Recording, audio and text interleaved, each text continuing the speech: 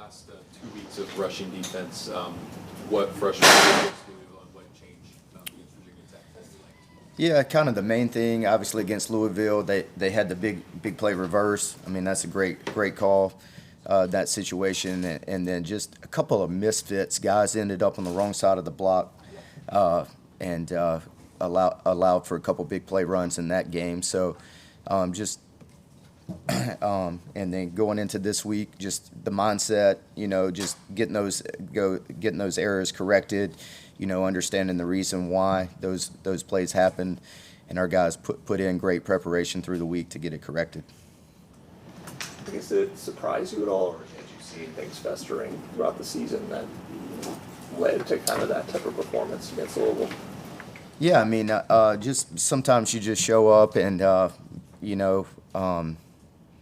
have a bad day at the office. The big plays happen, heat of the moment. You end up on one side or the other on a block or give up a big play in the passing game or whatever, just lose focus in the moment. I don't think that had been building throughout the year, necessarily.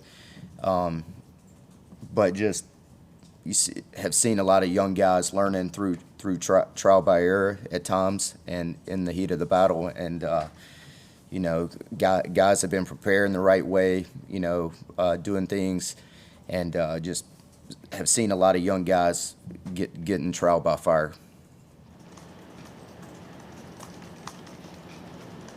I guess how encouraging was it then to see the way that they responded? Did you see it early in the week in terms of it again? And it seemed like they had taken the lessons, or yeah, definitely. I think you saw the toughness, the grit, the character of our guys on defense and in that locker room just to respond the right way. Great leadership from all our guys, and it was awesome to see them respond because don't let one loss lead to another, and they all responded the right way, and really cool to see them go up there and get their confidence back, play with a swagger and belief, and have really a good day on Saturday. What was last week like for you and your assistants on defense? I mean, the head coach was, like you said, there was nothing right in nothing that went right in the Louisville game, and it's hard to remember him ever saying that. So I'm just curious what last week was like for y'all. Yeah, preparation-wise, honestly, we did the same thing that we did the week before. Our practice format didn't change, win, lose, or draw. We believe in our process here and what it takes to be successful at a high level. And so it was just right back to work. Here's the problems, here's the issues. Get down to business. Don't let the emotions affect you, and block out the outside noise, and got back to work on Monday night. Had a lot of great energy on Monday night's practice, and guys learn from their mistakes and put their best foot forward. So from a weekly standpoint, nothing changed. To see Sammy Brown go out there, what did you see from him on Saturday, and just how have you seen him grow throughout the season? Yeah, it's same thing you guys see, a guy flying around, being productive, who loves to play the game. He loves the process, loves football. I mean, just shows up every day with the right mindset. Seen a guy gain his confidence on a week-by-week basis. The game is starting to slow down for him. You can see early on, just processing things, got to see it, that sort of thing in real time, and getting those reps. And every week he's gotten better and better. And obviously the sky's the limit for him. But just it's a credit to who he is as a young man, and his preparation habits and his love for the game of football. I think Coach Sweeney said people don't really realize how far away from being ready to play he was when he first got here. What were some of the things he didn't quite grasp that were making it harder for him to? Yeah, I mean, I think probably outside of quarterback, linebacker's probably maybe the hardest position on the field to play as a young player. Just a lot to process. It's credit to offenses over the last few years. You see more and more teams evolve into motion shifts, pre-snap, eye candy. Every week's a new game plan. Most of the time what you prepare for in a week isn't typically what you see in a game. And I feel like offensive football has evolved. from that standpoint. But just learning everything, communication. I mean, the playbook's a whole new language in and of itself. Certain terms mean one thing, so just learning the verbiage, that's a huge milestone in itself. And then you got to get the call, get lined up, set the front as a linebacker, then get my stance, put my eyes on the right things. Then post snap, I got to process run, pass in a split second. Then what's my run fit? Where's my help on this coverage? All right, this is a pressure on this one. Where's my run fit? Or whatever it is. A lot to process and learn from that standpoint. And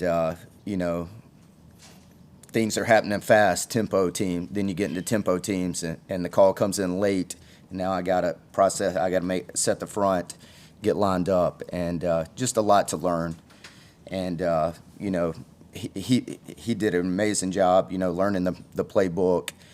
He can tell you what it is, but then most guys just have to get those reps, see it in person. See the run game, and just see him getting better and better every week. Looking back since he got here in January. You were down a couple defensive linemen against Virginia Tech.